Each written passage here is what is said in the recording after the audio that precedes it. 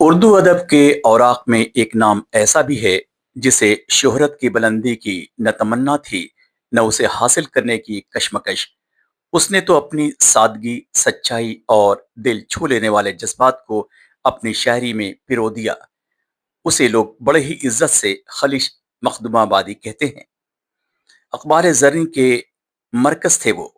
ان کی شاعری میں فصاحت، بلاغت سے زیادہ عام فہم الفاظ کو استعمال کر حالات حاضرہ پر جو اشعار کہے ہیں، یقیناً اس کی ستائش کی جانی چاہیے۔ آج کے اس دور میں جہاں جذبات کند ہو گئے ہیں اور مشینوں نے انسان کی جگہ لینا شروع کر دیا ہے، ایسے میں خلش مخدوم آبادی کی شاعری انسانی قدروں کا نیا باب کھولتی ہے۔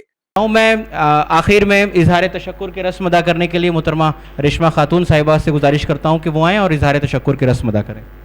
شکریہ، بہت بہت شکریہ۔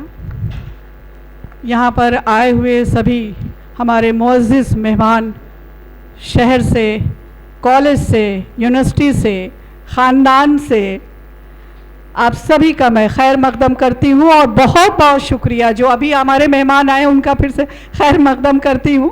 اور میں بس ایک شعر سے اپنی بات کو سمیٹوں گی کہ لوگ کہتے ہیں زندہ رہے تو پھر ملیں گے، لوگ کہتے ہیں زندہ رہے تو پھر ملیں گے، مگر یہ دل کہتا ہے کہ ملتے رہے تو زندہ رہیں گے۔